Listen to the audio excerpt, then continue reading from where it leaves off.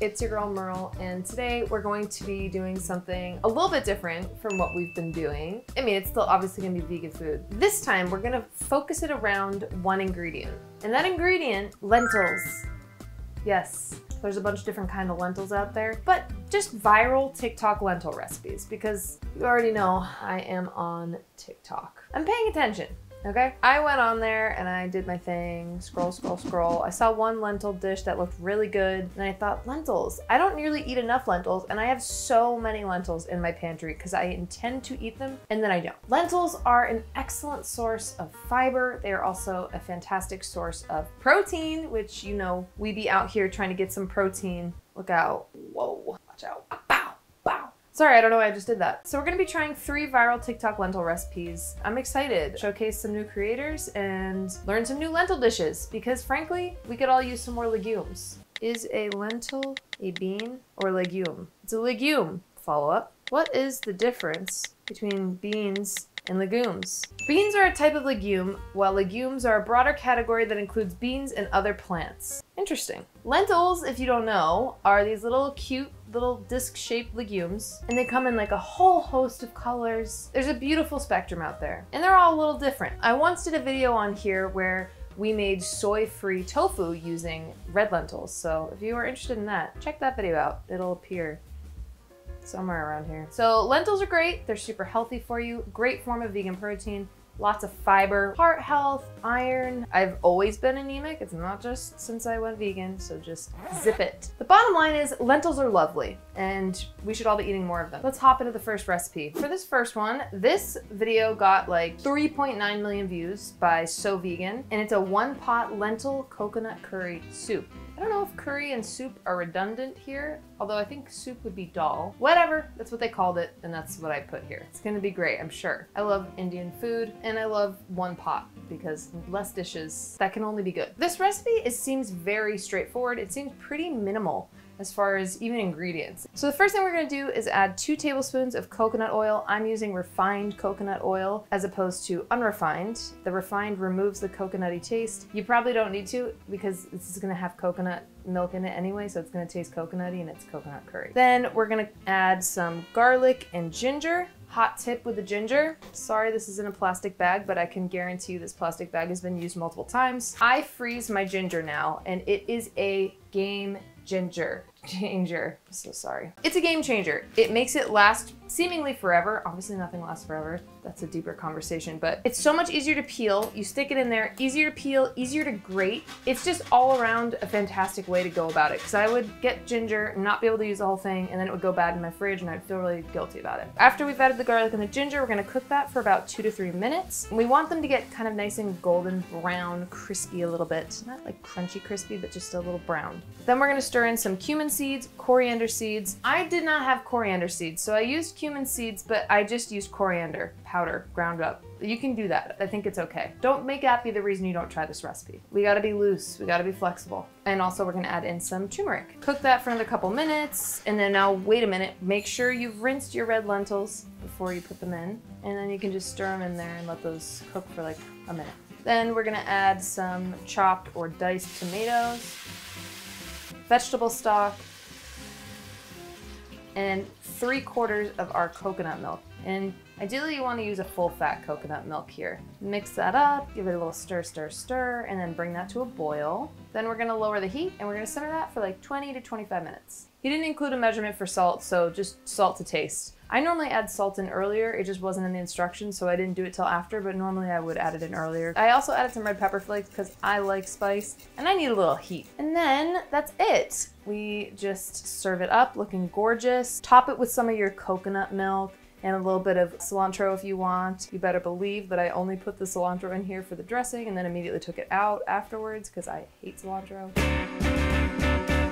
Here is our red lentil coconut curry soup. Wow, that's really yummy. It's very simple. A lot of coconut. I mean, it's a coconut curry, so like, duh. That's really tasty. I actually think though, I would add more to it. Like, I think I would add like mushrooms, maybe some tofu, maybe some sort of beans, definitely onions. I think it's missing onions for me. I really like the broth of it. A little something more. The coconut milk adds a nice richness to it too, like the creaminess. I think full fat coconut milk is definitely the way to go, personally. But as a base recipe, it's very good. I mean, and you can obviously add whatever you want. That's really good. I mean, and it's also pretty light. Like, I actually don't think you'd feel like super, super full after eating this. I might even add like chickpeas to it or something like that. I just need a little extra something, something for me. But anyway, very good. Oh, man, honestly, I'm like feeling ready for a nap already. And we're only at the first recipe. You know when like the middle of the day hits and you want a little zap of caffeine, but you don't want to be up staring at the ceiling until 3 a.m. counting your thoughts and how many hours you have left before you actually have to get up again? Lately, I've been using this awesome coffee alternative called Nandaka, and they just so happen to be the sponsor of today's video. Nandaka is a slow-release caffeine from probiotic teas that provides sustained energy, while functional mushrooms and cacao provide stress and gut support. So you don't get any of the jitters or the stress or like the horrible caffeine crashes, which I get from coffee all the time. Nandaka comes in easy-to-carry sachets, so you can take it with you anywhere you go, on the go, whether you're traveling or you're home or you're on the road. My favorite way to enjoy Peaks Nandaka is with my favorite plant-based milk and a little bit of simple syrup, and it tastes like a creamy spiced hot chocolate, like such a treat. Nandaka contains up to 30% cacao butter for better nutrient absorption. Peaks Nandaka provides all-day sustainable energy. It makes you feel like you're doing something really good for your body. So go to www.peaklife.com/Merle to get up to 20% off and a free rechargeable frother and glass beaker. The link is in my description. Let's move on to the next one. All right, so for our second recipe, we're actually gonna be doing a salad. I wanted to change it up a little bit. This is a no lettuce lentil salad. It got 3 million views and it's by HealthyGirlKitchen. Those of you who have been with me for a bit probably know already, I'm not the biggest salad fan. I'm always looking for salads that are gonna convert me into a salad lover. That's just not my thing. I know it sounds maybe weird because I'm vegan, but it's the truth. I am looking forward to the dressing on this one. It looks really yummy. The cool thing about this is that since it's a no lettuce salad, you can make it in large portions and then save it and it won't get like wilty because there's no lettuce. You know what I'm saying? That's just a huge, huge bonus. This one's really teetering on, is it a salad or is it a grain bowl? And you know, I never know the answer to that. I think it's up for interpretation. Like if there were beans, if there were grains, like when does it turn into a grain bowl? I don't know. Maybe, who cares, right? Doesn't matter, you're gonna eat it anyway, but just wondering, just always putting that out there. If anyone has a clear definition between the two, would love to know. Now, this one is very prep heavy, okay? I'm just gonna let you know up top. This requires quite a bit of chopping because it's got a lot of different moving parts here. Not cooking though, so that's nice. So the first thing I did was I went ahead and roasted some beets. They said you can use pickled beets or roasted beets, but I roasted them because I like roasted beets.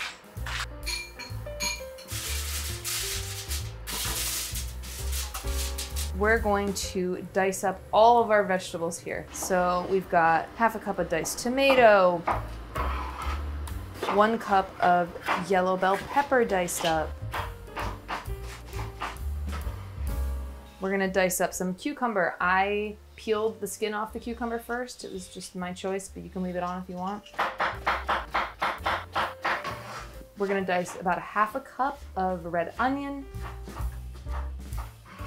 I even toasted some freaking pine nuts. Pine nuts are so expensive. Guess how much this container cost. Just guess. More.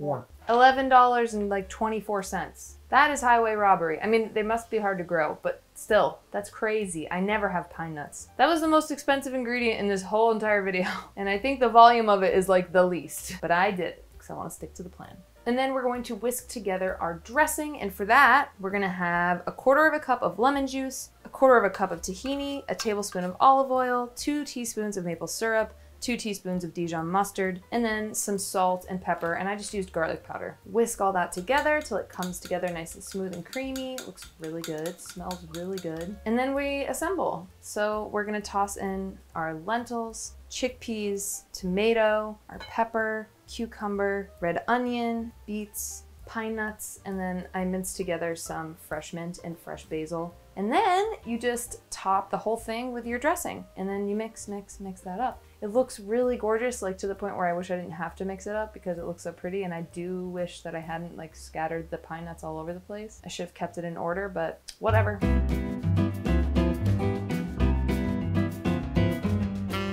puree, we got our salad. It's definitely a lot prettier before you mix it up, but it's still pretty after the fact. Oh my God, dang, that is really good. That's like a chorus of flavor. Honestly, the dressing is delectable. It's like refreshing. It's got a little bit of sweetness. This is incredibly refreshing. Oh my God, this is so good. Okay, this is a salad I would absolutely eat. I think I would eat it as like a coleslaw, like as a side salad kind of deal. You know what I mean? You could probably add some like shredded cabbage to it, kale even if you do want greens, or you could top greens with the salad. Like just make this as a base salad so the greens don't go bad. You could just top them with this. I'm just saying, that's an idea. This is really good. This is like super refreshing, really tasty, and really complex. I mean, like the roasted beets added like a nice something there. I bet you it gets even better in the fridge too, like once it's sat for a little bit. But you get the crunch from the cucumber and the bell pepper, and then you get that nice tomatoey acidity.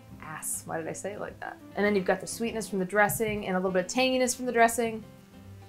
This is fantastic. This is like a perfect side dish. I really like it. Definitely you should try it. And obviously you can add in whatever veggies and stuff you want. This is like just a suggestion, and the dressing is very good. Okay, so for this last recipe, we're going to be trying an Algerian lentil stew. This one, I have to say, I think I might be the most excited for, just simply because when I saw it, I was immediately starving. I was like, oh my God, I need that. That looks like a hug in food form. This one got 2 million views, and the creator is Mediterranean Flavor. It also seems really simple and straightforward, which is nice after the last one we just did. So the first thing I did is I took about 2 cups of lentils and I soaked them for an hour. Dry green lentils. So the first thing we're gonna do for this is add some olive oil to a big sauce pot. Then I'm gonna add in some onion, garlic, carrots, potatoes, celery,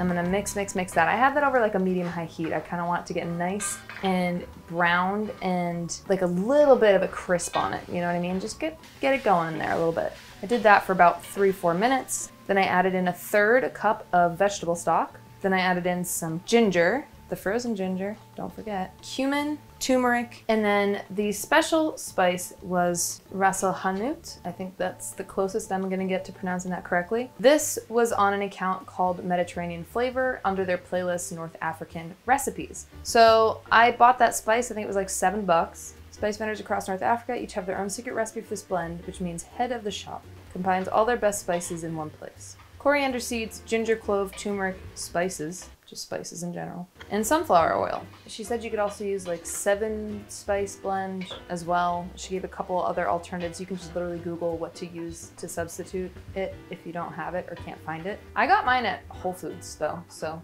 if you have a Whole Foods near you, you can probably find it there. Okay, so now I've got my soaked lentils. I'm gonna add those in. Then I mix that up, and then I'm gonna add in some tomato paste. She said 3 ounces. I think I used like 2 tablespoons or something like that, maybe a little more. And then 5 to 6 cups of vegetable stock. Mix that all together, let it come together. I added some salt in there to taste, and then I cover that up and we let that sit for about 20 to 25 minutes. And you can check on it halfway and see if it needs more liquid, whatever. And that's it. It smells so good in here. It's insane.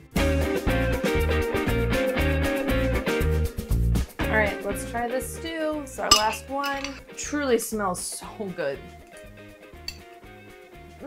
Simple, delicious. The nice thing is like the carrots and the potatoes aren't mushy. They're like perfectly cooked. The lentils are a bit softer and kind of break down a bit. It's delicious though. I like more liquid personally. I think what I would do next time, she mentioned using a bouillon cube, and actually the original recipe wasn't vegan. She used chicken stock and a chicken bouillon. So I just swapped those, easiest swap ever. But I didn't want to deter too much from the recipe and the seasoning. I'd probably add like a mushroom bouillon cube in there, just for another even boost of flavor. But this is really yummy. This is like a perfect fall time cozy stew. Healthy, hearty, delicious. I'm sure this is easily freezable as well, but honestly, I wouldn't freeze this because I would go through it pretty quickly. Anyway, I really like this one. Highly recommend you try it. I hope you guys had a good time. If there are other lentil recipes you'd like me to showcase on here, please by all means let me know in the comments. If you had a good time, please like and subscribe. I would really appreciate it. It would mean a lot. And it helps, it really does. It actually does do stuff, I swear. Let me know which of these recipes you're the most excited to try. I'm super curious to know. I hope you have a great rest of your day. I hope you're doing well, and I will see you on the next one. Ciao for now.